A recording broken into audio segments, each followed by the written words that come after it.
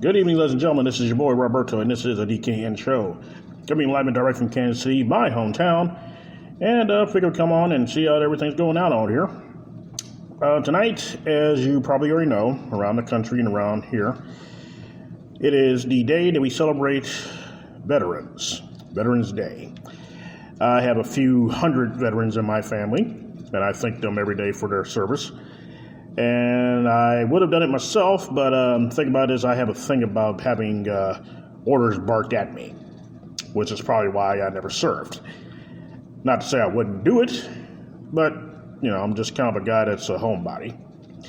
Unlike my brother, who's serving right as we speak, my father, who served in World War II, my uncle, who served in Vietnam and Korea, my two cousins that served in Iraq and Afghanistan, and some friends that served also overseas in Afghanistan, Iraq, and so on and so on.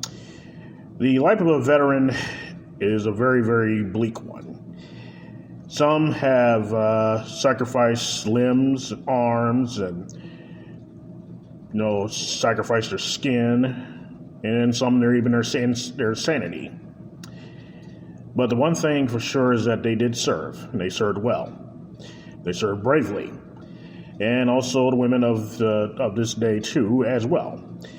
Some have served in the uniform, and some have served with others. And it's always the good thing we have somebody have a nice support system.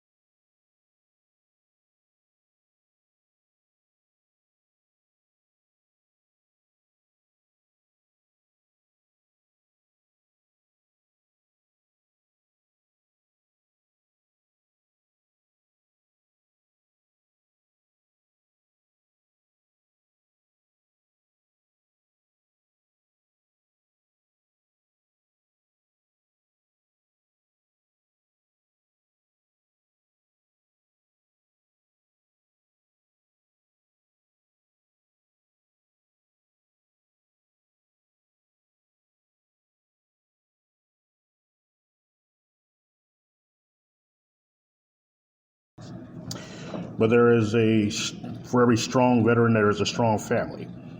I myself have seen my brother leave this country not once, not twice, but 4 times in a row.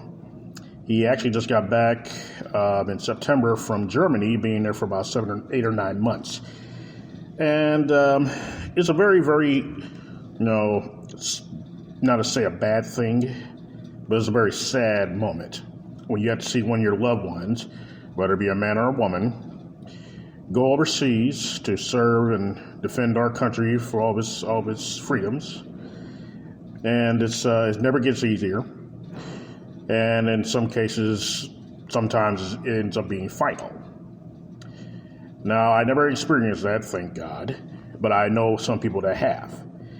And it's not an easy tour. It's not an easy task. Even though they served the country and they died doing the greater good, it doesn't give you too much comfort. Now, the wars that this country has been involved in, some have been supported, and then some not supported at all. The ones that supported was like in World War II and Korea. The ones that were not supported, of course, was Vietnam. And depending on what happens in these wars is how they would, treat you and such. For example, World War II was romanticized, and a lot of the veterans, left women or left wives or daughters or girlfriends back home, and they come home and they, have their families and stuff, so on and so on. Whereas with the veterans of Vietnam, they were not celebrated at all. They came back to, a very bleak, America. One that was torn straight in half, or ones that were for and against the war that was going on over in Vietnam. Some of the veterans themselves turned on their government because the government turned on them. And a lot of celebrities, I won't say any names, Jane Fonda, actually completely turned their back on the United States military. Now, I respect all military men and women. I respect them. I respect their courage to go into the military to begin with. But my other utmost respect goes to the Vietnam vet. Reason being is because the Vietnam veteran had wars on two fronts. The one they actually fought in, the one when they came home. They wasn't celebrated. There was no parades unless it was in a small town or a little small area or whatever. Hippie movement was kind of a big deal back then, and some, believed that they were wronged when they got back. And I've heard horror stories about the Vietnam War. I wasn't around then. I was born in 1975, so I was born way after it was over. But I heard from other guys and homeless people and homeless veterans themselves that told me the wars and the PTSD and the drug use and everything else that came with serving in that war. But all the veterans have my respect. They do. They sacrifice limbs, they sacrifice their hearts and their minds. The mind of a soldier can be a very, very unsteady one.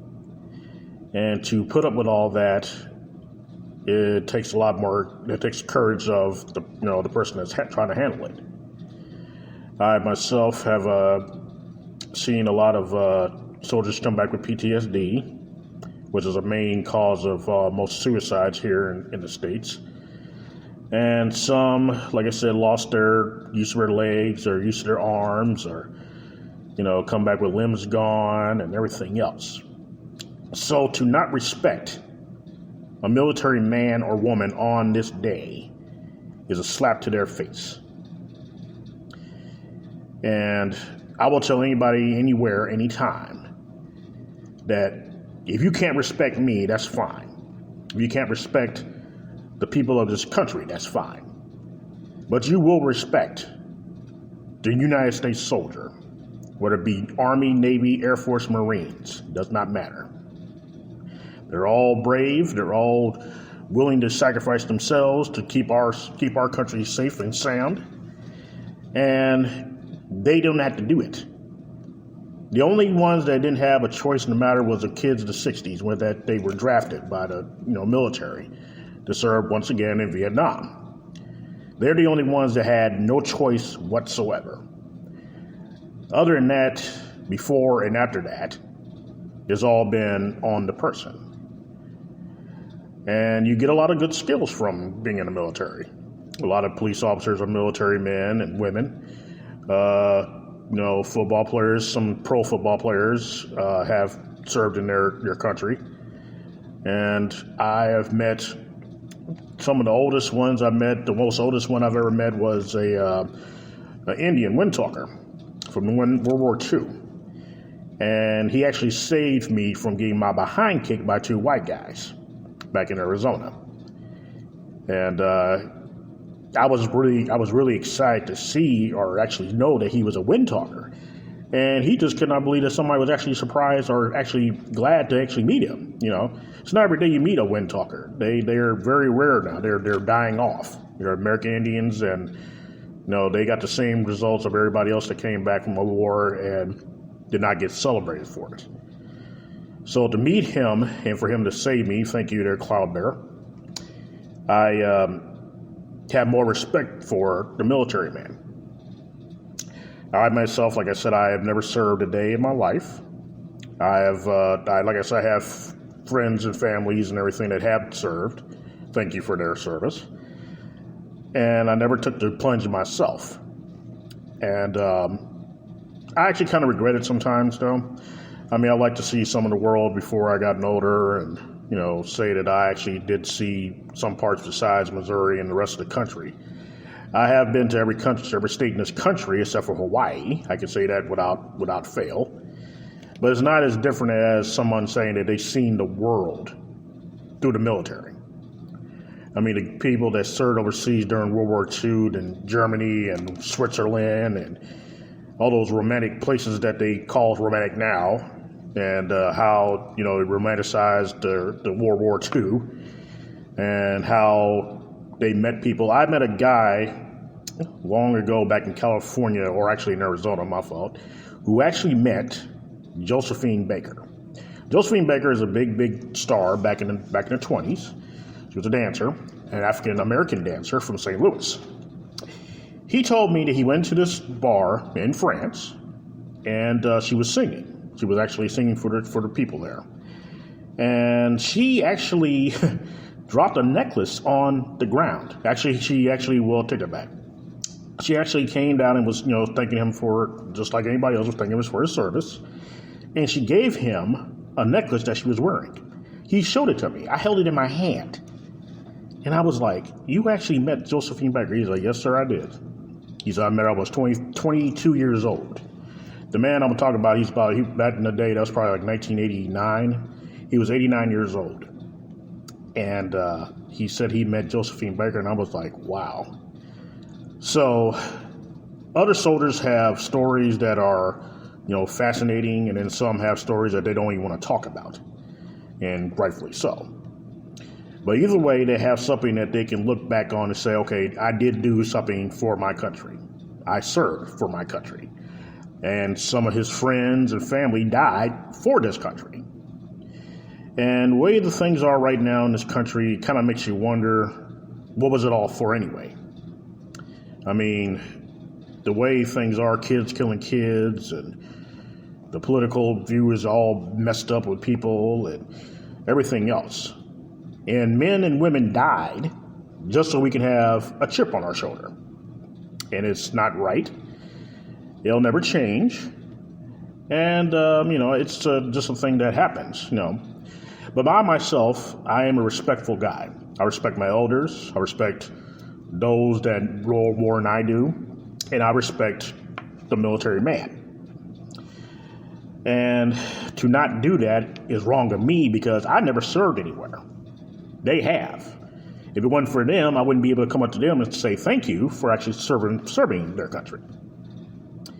So, if you see a military man, you'd rather be, in the still military or homeless or whatever like that, you might want to thank them. They did a lot of stuff for their service, and even though they may be begging you for change, they may be, asking you to give them something to eat or anything like that.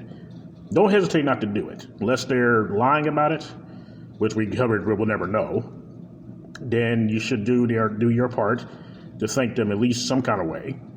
To let them know that, yes, I thank you for serving in this country, and I thank you for keeping us safe. And I said it since early this morning, and I've been saying it till now.